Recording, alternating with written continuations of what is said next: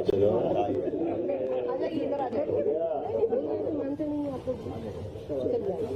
शहीद हेमू कालानी अमर रहे, अमर शहीद हेमू कालानी अमर रहे। आज अमर शहीद हेमू कालानी का बलिदान दिवस 21 जनवरी कितने साल हो गए चलेगा। अभी तक तो परमात्मा ने ध्यान दिया कि इसका आने का मौका कभी टूटा नहीं, जब भी ये क्रम बना। और ये बात भी सही है कि आजादी के पहले ऐसे महान बलिदानियों के भरोसे से हमारा 1000 साल का लगभग गुलामी का काल टूटा। और उसमें भी खास बात अपने अपने स्तर पर पूरे देश के अंदर ऐसे ज्ञात अज्ञात अनाम हजारों बलिदानियों का और बलिदान का क्रम भी न केवल 20वीं शताब्दी, 19वीं शताब्दी, 18वीं शताब्दी, हर शताब्दी में अलग अलग प्रकार से मिला। लेकिन हमारे जो आक्रांता है वो थोड़े चालाक थे, उनने अपनी सारी बातों पर पर्दा डाला। पर्दा डाल के वो मूल बातों को दबा के ले गए, छिपा के ले गए। आज ही समाचार पत्रों में पढ़ा होगा ब्रिटेन के अंदर उनके संपत्ति का जो सर्वे आया है वो हमारे देश से लूट के ले जाने का 58% इंग्लैंड में आज धन जो है वो भारत से लूटा हुआ। ये जो एक सर्वे बता रहा है, ऐसे कई सारे यूरोप के देश अलग अलग कारण से भारत को लूट के ले गए। लेकिन अमर बलिदानियों ने अपनी बलिदान, अपनी शहादत देते हुए हमारे लिए न केवल गर्व से सिर ऊंचा करने का मौका दिया, बल्कि हमारे उस गौरवशाली परंपरा को भी सामने रखा कि जरूरत पड़ने पे भारत के लोग अपना सर्वस्व अर्पित करते हुए अपनी मूल स्वाधीनता की लड़ाई को लगातार लड़ते हुए पृथ्वीराज सिंह चौहान के बाद से जो क्रम जारी हुआ वो 1947 में जाकर समाप्त हुआ।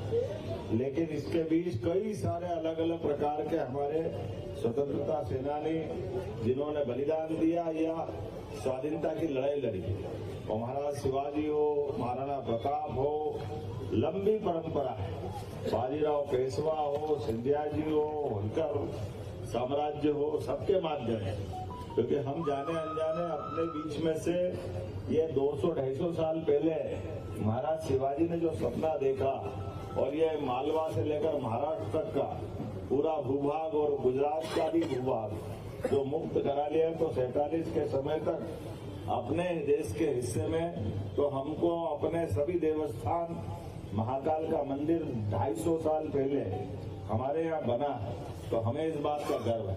लेकिन एक एक अब ऐसे स्थान जिनसे कोई गौरवशाली अतीत जुड़ा है उसको सबके सामने लाने की जरूरत भी है।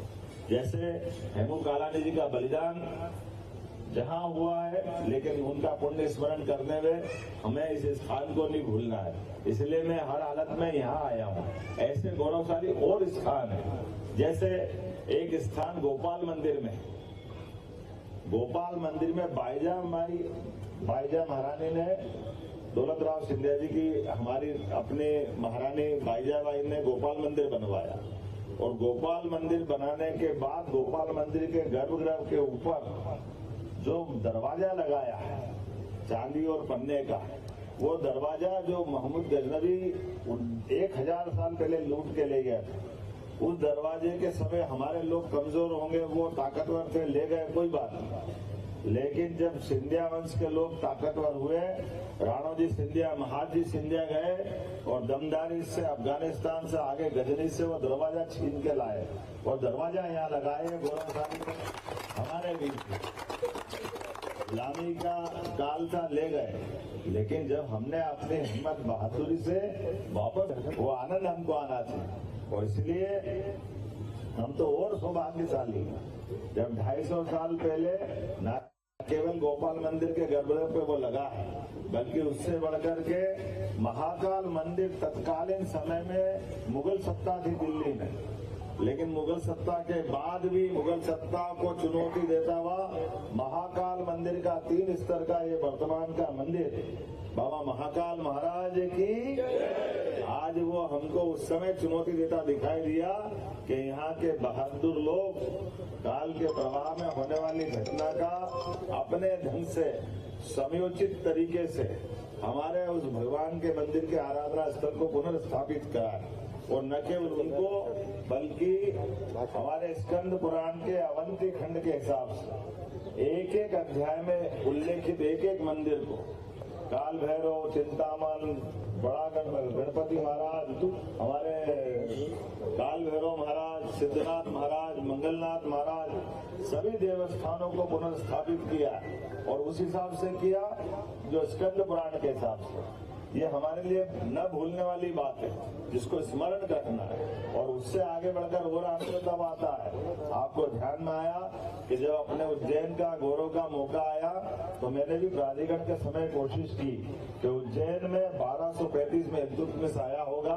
उस समय हमारे काफी उज्जैन पे आक्रमण हुआ और उज्जैन नष्ट हुआ, लेकिन वो काल के प्रवाह की बात अतीत की बात हो गई। लेकिन जब यहाँ अच्छा हो रहा तो हमारे उज्जैन के पूरे इतिहास को अपने महामृत्युंजय द्वार के माध्यम से पूरा गौरवान्वित करने वाली एक एक कलाकृति बना करके उसमें बताइए, ये हमारे लिए सौभाग्य की बात है जिसके आधार पर हम कह सकते हैं कि हाँ हमारे यहाँ सम्राट विक्रमादित्य अपनी 32 पुतलियां उस द्वार में बनी हुई है। हमने अशोक का अशोक चिन्ह उसमें बनाया हुआ है। राजा सूरसेन यादव के समय भगवान कृष्ण यहाँ पढ़ने आए तो भगवान की प्रतिमा भी वहाँ लगाई है। ये जो 5100 साल का गौरवशाली इतिहास, इसलिए 51 फीट का वो दरवाजा भी हमारे यहाँ है। राजा भोज का चिन्ह, हमारे शंकराचार्य उज्जैन में आए, गुरु नानक देव जी महाराज यहाँ उज्जैन में आए, महावीर स्वामी जी ने तपस्या की, एक एक करके वो सारी बातें उस द्वार में संकलित की है। वो द्वार नहीं है, उज्जैन का गौरवशाली हमारा प्रतीक चिन्ह जिसके माध्यम से हमारे अतीत के हजारों साल के इतिहास को बजाय लिपिबद्ध करने के पत्थरों पर बनाए हुए चिन्हों के आधार पर एक एक कलाकृति उज्जैन के गौरवशाली इतिहास से जोड़ती। उसी परंपरा में और आनंद 4 चांद तब लग गए जब यशस्वी प्रधानमंत्री ने बाबा महाकाल के महालोक का लोकार्पण किया।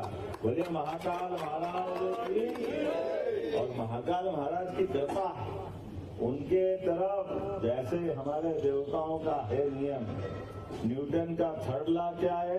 क्रिया की प्रतिक्रिया उसी के बराबर किंतु विपरीत दिशा में होता है। हाँ, वो जो नियम है मुझे मालूम नहीं है, लेकिन ये मुझे जरूर मालूम है कि भगवान की तरफ एक कदम बढ़ाओ तो भगवान 10 कदम आशीर्वाद देने के लिए हमारे पास आ जाते हैं। ये तो पक्का है। महाकाल मंदिर की तरफ जो कुछ किया गया, बदल के पूरा प्रदेश, पूरा देश धार्मिक पर्यटन को लेकर क्या बाबा का आशीर्वाद देते हैं। बाबा महाकाल का दरबार का वैभव बढ़ा है कि अब तो हमारे यहाँ तो जाने अनजाने चेहरे दिख जाते हैं। कौन जाने, अपने रूप में भी देवता आके दर्शन करके जाते हैं। उज्जैन में अपनी आभा प्रसिद्धि के माध्यम से आते हैं। जब तो हम देखो हर दिन कितने लोग आ रहे हैं, कहाँ कहाँ से आ रहे हैं, कितने हिसाब लगा लो।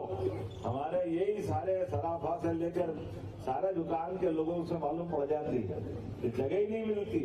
कई सारे मित्र कहते हैं हमको लगता संडे को खोले कि नहीं खोले, संडे के दिन बंद रखो। तो वो भी एक बार कभी थोड़े छोटे मोटे काम से आओ तो पूरी दुकान खोल के बैठना पड़ जाती। घर वाले चिल्लाने लग जाते, गए फिर दुकानदारी में लग गए। तो अपना काम घर का भी व्यवस्था है, क्योंकि व्यापार व्यवसाय जब बढ़ता है तो व्यापार व्यवसाय बढ़ने वाला व्यापार व्यवसाय हमारे रमेश जी को गीता कॉलोनी को छोड़ के ना होटल के सामने मकान बनाने को मजबूर कर देता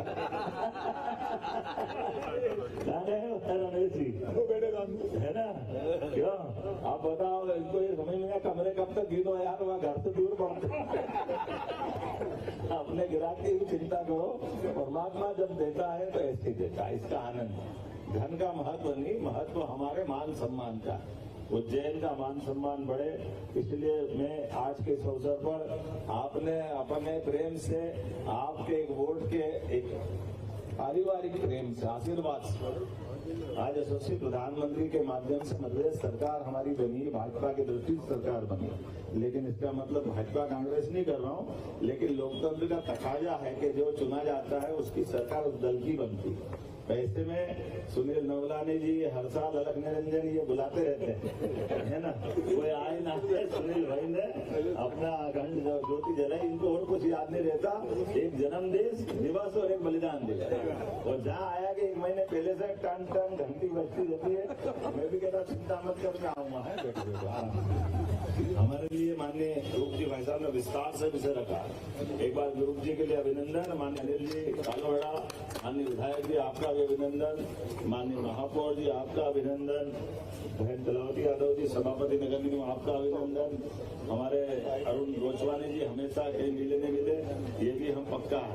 और प्रताप जी रोहरा जी आप अभी नए नए अध्यक्ष बने, आपका भी अभिनंदन स्वागत है। यहाँ के पार्षद कैलाश प्रजापति जी, यहाँ के क्या घोर के अध्यक्ष सुरेंद्र मेहर जी, हमारी बहन दुर्गा जी, पुराने पार्षद जिलाध्यक्ष है ना दीपक, जिलाध्यक्ष तो देखूंगा ना कभी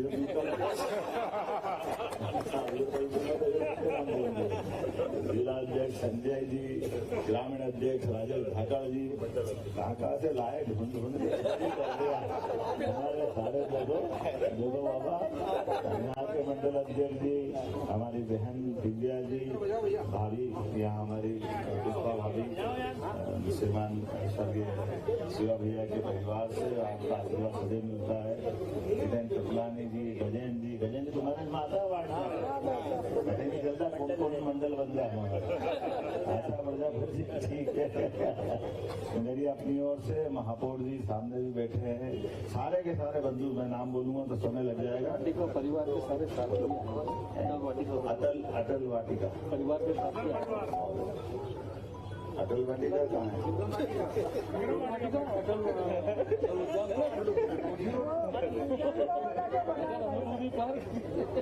मेरी अपनी ओर से सारे अपने गणमान्य नागरिकों का अभिनंदन।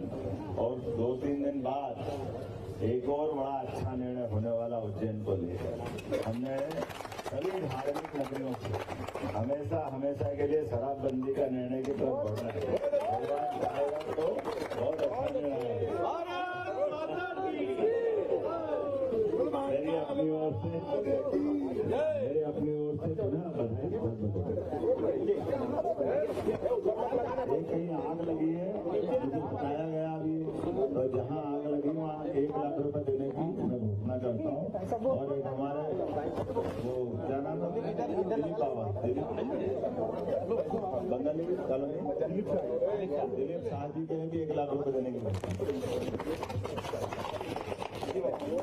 मेरी अपनी ओर से आज अमर शहीद